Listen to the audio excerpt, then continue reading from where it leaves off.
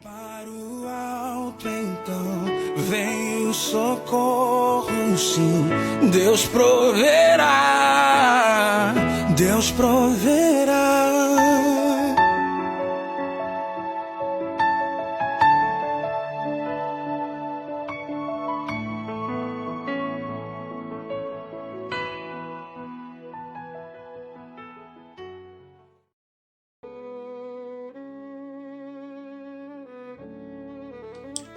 Graça e paz, irmãos. Aqui é o Leandro Barros. Venho trazer para os irmãos uma revelação tremenda que Deus me deu em sua palavra. Peço para aqueles que não são inscritos que se inscrevam no canal, e os que já são inscritos que possam ativar os sininhos das notificações para serem avisados toda vez que eu colocar uma nova mensagem. Peço também para que dê o seu like, para que o YouTube possa priorizar as mensagens. A mensagem que eu trago hoje para os irmãos é algo tremendo, que os irmãos possam parar tudo o que estão fazendo e prestar bastante atenção, pois essa mensagem vai abrir os olhos de muitos irmãos. E eu coloquei o título: Não reclame, clame e ande. O que é o deserto? Qual o motivo de hoje estarmos neste ambiente tão inóspito e tão desfavorável a qualquer pessoa? Deus quis ou permitiu nossa vinda para cá? Vemos nas Escrituras Sagradas que ninguém vai parar no deserto sem que tenha sido por vontade de Deus ou por permissão dele. Temos como exemplo de deserto, por vontade de Deus, o povo de Israel ao saírem do Egito rumo a Canaã. Temos também Agar e Ismael ao ser expulsos por Sara, mulher de Abrão. João Batista para preparar o caminho do Senhor e o próprio Jesus para ser capacitado ao seu ministério e tantos outros. Já de contrapartida, temos alguns exemplos de pessoas que foram parar no deserto por conta de seus erros e própria forma de resolver as coisas, e Deus assim os permitiu para que pudessem aprender algo e serem tratados por ele, como foi o exemplo do profeta Elias, indo para o deserto de Damasco por sua própria conta, com medo de Jezabel lhe tirar a vida. Também Davi, querendo fazer justiça própria após se sentir insultado por Nabal. Agora, vamos trazer para a nossa realidade. Creio que a maioria dos irmãos que estão aqui no canal, passando pelo deserto da restauração, não fizeram algo tão grave assim para estar passando pelo que estão passando. Ou seja, estavam buscando a presença do Senhor, pagando preço por suas famílias, em comunhão com a igreja, e por algum motivo, Deus, por sua vontade, os conduziu até aqui. Já outros, creio que estão no deserto não porque Deus quis, mas por não terem honrado a aliança que fizeram com Ele, abriram brechas e o diabo tocou no que era deles, e assim Deus os permitiu virem para cá. Deixo bem claro, Deus não queria isto para esses irmãos, mas permitiu para que esses pudessem ter um conserto com Ele em suas vidas e assim serem restaurados. Vamos aprender nesta mensagem o que você não deve fazer nunca neste deserto, ou do contrário, ficará rodando até que aprenda a não fazer mais isso. Bem, agora não importa se foi por vontade ou permissão que você veio parar aqui no deserto, e sim que uma vez aqui você tem de aprender a lidar com esta realidade de que se está aqui, precisa aprender como se comportar para que Deus o tire no tempo dele. Pois não creio que Deus se agrada de nos fazer ficar muito tempo aqui. Estarei lendo a palavra na versão da Nova Tradução da Linguagem de hoje, e a passagem está em Números 14, versículos de 1 a 25, que diz: Então, naquela noite, todo o povo gritou e chorou. Todos os israelitas reclamaram contra Moisés e Arão e disseram: Seria melhor se tivéssemos morrido no Egito, ou mesmo neste deserto. Por que será que o Senhor Deus nos trouxe para esta terra? Nós vamos ser mortos na guerra, e as mulheres e os nossos filhos vão ser presos. Seria bem melhor voltarmos para o Egito. E diziam uns aos outros: Vamos escolher outro líder e voltemos para o Egito. Então Moisés e Arão se ajoelharam e encostaram o rosto no chão diante de todo o povo, e Josué, filho de Num, e Caleb, filho de Jefoné, 2 dos líderes que estavam espionando a terra, rasgaram as suas roupas em sinal de tristeza e disseram ao povo: a terra que fomos espiar é muito boa mesmo. Se o Senhor nos ajudar, Ele fará com que entremos nela e nos dará aquela terra, uma terra boa e rica. Porém, não sejam rebeldes contra o Senhor e não tenham medo do povo daquela terra. Nós os venceremos com facilidade. O Senhor está com a gente e derrotou os deuses que os protegiam. Portanto, não tenham medo. Apesar disso, o povo ameaçou matá-los à pedrada, mas de repente todos viram a glória do Senhor aparecer sobre a tenda sagrada. Mas Moisés respondeu ao Senhor: E agora eu te peço, ó Deus, que perdoes o pecado deste povo, de acordo com a tua grande misericórdia, como já tens feito desde o Egito até aqui.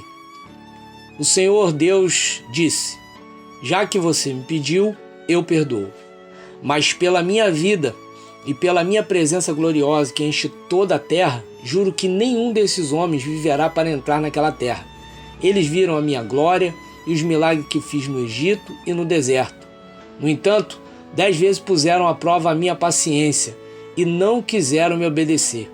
Eles nunca entrarão na terra que jurei dar aos seus antepassados. Nenhum daqueles que me abandonaram verá aquela terra. Mas o meu servo, Caleb, tem um espírito diferente e sempre tem sido fiel a mim. Por isso, eu farei com que ele entre na terra que espionou, e os seus descendentes vão possuir aquela terra. Agora, os amalequitas e os cananeus estão morando no vale. Portanto, amanhã voltem e vão para o deserto, na direção do Golfo de Ágaba. Até aí, meus irmãos. Eu não li os versículos em ordem. Depois os irmãos façam uma leitura melhor. Eu fico impressionado como a história do povo de Israel no deserto se repete de forma tão parecida, se não exatamente igual em nosso deserto da restauração. Temos muito que aprender com o erro deste povo, que, creio eu, são os mesmos erros que a maioria dos irmãos cometem diante da situação desfavorável que estão vivendo hoje. Agora eu penso, se deu errado para eles lá atrás, se eles pagaram um preço alto por agirem como agiram, o que nos leva a crer que conosco será diferente, que no final dará tudo certo? Será que é por causa que hoje vivemos no tempo da graça e entendemos que por causa do sacrifício de Jesus, Deus vai passar a mão em nossa cabeça e nos abençoar mesmo se fizermos tudo errado? Te garanto que não, meus irmãos. Veja a semelhança nesta pergunta do versículo 3 com os nossos questionamentos de hoje. Diz assim: Por que será que o Senhor Deus nos trouxe para esta terra? A maioria, meus irmãos, se não todos, questionou Deus assim no início do nosso deserto, não é verdade? Tudo bem, Deus não se importou com isso, nem quando você questionou e nem com o povo de Israel também. Mas deixo claro que estamos lendo um versículo que relata o mesmo questionamento ou a mesma reclamação, entenda como quiser, só que depois de 40 anos rodando no deserto, pois a pergunta atual é feita pelo povo às portas de colocar a mão na bênção, ou seja, de entrar em Canaã. Aí eu pergunto a você que está há meses e também a você que já está há alguns anos no deserto. Você continua questionando Deus da mesma forma de quando você entrou no deserto? Continua fazendo a mesma pergunta do início? Caiu a ficha aí, não caiu, irmãos? Irmãos, isso é sério, não é brincadeira. A história se repete, a maldição se repete, a punição se repete. O povo estava finalmente de frente com a bênção, de frente à terra prometida, mas agiram da mesma forma de quando estavam lá no início do deserto, quando tinham à frente o Mar Vermelho e o exército de Faraó à sua retaguarda. Vamos comparar para os irmãos entenderem que de nada adianta Deus mudar as circunstâncias se você não mudar a forma de enxergá-las? Não adianta nada, meus irmãos. Vamos ver? Vamos relembrar? Vamos lá para o início? Lá em Êxodo 14, versículos 10 e 12. Diz: Quando os israelitas viram o rei e o seu exército marchando contra eles, ficaram apavorados e gritaram pedindo a ajuda de Deus, o Senhor, e disseram a Moisés: Será que não havia sepulturas no Egito? Por que você nos trouxe para morrermos aqui no deserto? Veja só o que você fez, nos tirando do Egito. O que foi que lhe dissemos no Egito? Pedimos que nos deixasse em paz, trabalhando como escravos para os egípcios. Pois é melhor ser escravos dos egípcios do que morrer aqui nesse deserto. Agora, meus irmãos, vamos para o fim, ou pelo menos o que deveria ser o fim, mas não foi, justamente por eles continuarem do mesmo jeito. Números 14, 2, 4, que é a passagem que estamos lendo. Todos os israelitas reclamaram contra Moisés e Arão e disseram: seria melhor se tivéssemos morrido no Egito, ou mesmo neste deserto. Por que será que o Senhor Deus nos trouxe para esta terra? Nós vamos ser mortos na guerra, e as nossas mulheres e nossos filhos vão ser presos. Seria bem melhor voltarmos para o Egito. E diziam uns aos outros: vamos escolher outro líder e voltemos para o Egito. A intimidade com Deus fez até Moisés, Arão, Josué e Caleb reagirem de forma diferente com o povo nas duas circunstâncias. No início do deserto, Moisés foi calmo e esclareceu ao povo dizendo: não tenham medo, fiquem firmes e vocês verão que o Senhor vai salvá-los hoje. Já agora, presta atenção à reação dos líderes do povo. Eles se ajoelharam, encostaram o rosto no chão, rasgaram suas roupas em sinal de tristeza e rasgaram o verbo para o povo dizendo: não sejam rebeldes contra o Senhor e não tenham medo do povo daquela terra, nós os venceremos com facilidade. Agora, meus irmãos, vamos mais fundo ainda. Vamos ver a reação de Deus mediante ao povo. Ele vai nos mostrar que até Deus tem limite para a desobediência.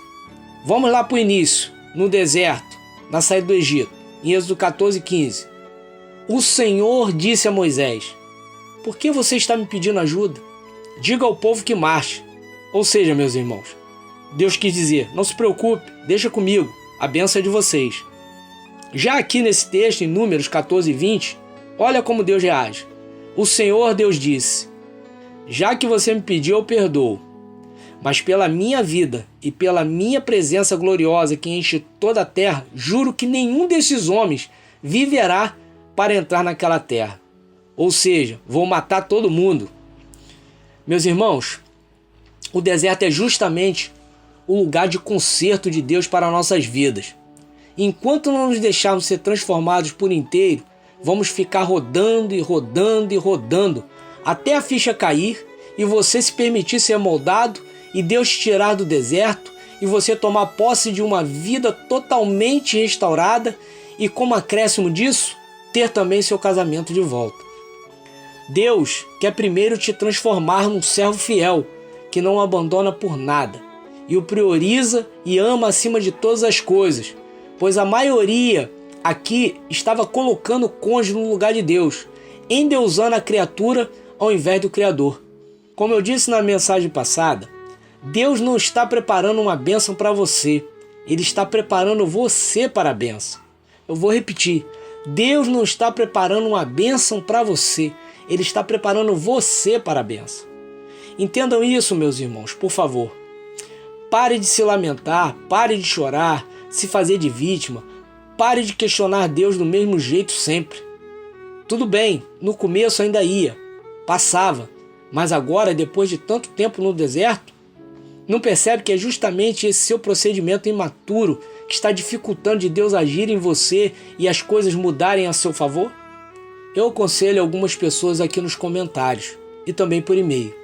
Elas ouvem e agradecem, mas passam uns dias e elas vêm lamentar as mesmas coisas. Deixo claro que não me incomodo em aconselhar. Não, meus irmãos, não é isso.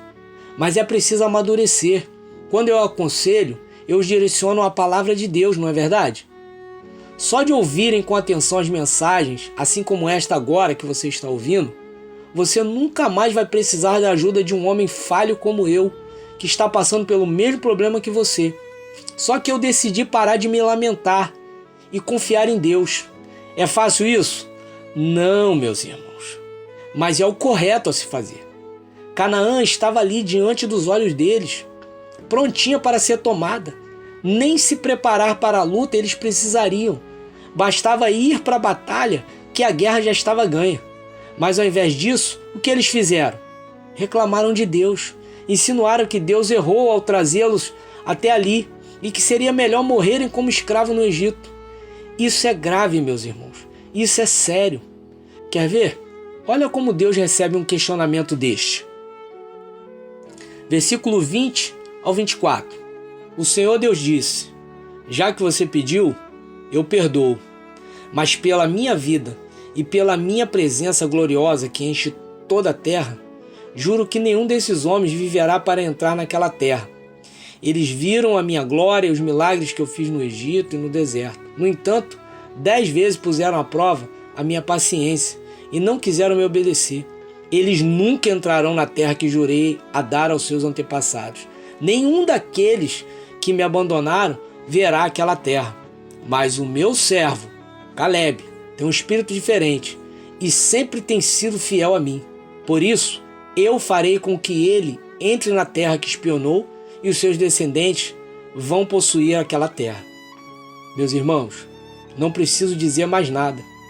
Caleb estava na mesma situação que o povo. Porém, os anos no deserto o fizeram amadurecer. Ele entendeu que o tempo que ele perderia reclamando, ele poderia passar aprendendo a obedecer, a entender os propósitos de Deus e confiar neles. E por isso, Deus teve liberdade para moldá-lo e o transformou em uma pessoa diferente da maioria. Pois o próprio Deus disse: meu servo Caleb tem um espírito diferente. Deus não disse ele ou aquele. Deus disse meu servo. Ou seja, eu o fiz, eu o moldei, eu o transformei.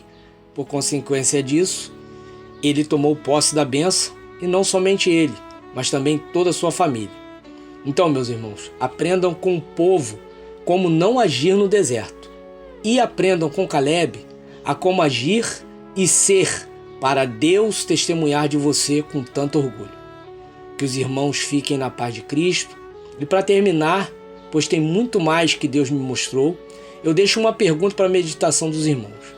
Você prefere ser a maioria obstinada ou a minoria transformada? Que esta palavra seja encarada como um caminho que está conduzindo você para fora do deserto. Eu estou me deixando ser levado por ela. Espero que você, a partir de hoje, também se permita isso. A situação já não está fácil com a gente pagando preço em prol do nosso casamento. Imagina se desistirmos. Aí é que o caos vai reinar mesmo. Não desista, não pare de crer e contemple Canaã cada vez mais próxima. Só quem acredita e confia em Deus estufa o peito, levanta a cabeça e fale para Satanás e o mundo espiritual saber que você está a caminho e que você está chegando. Estou lutando por você. A graça e a paz do Senhor Jesus.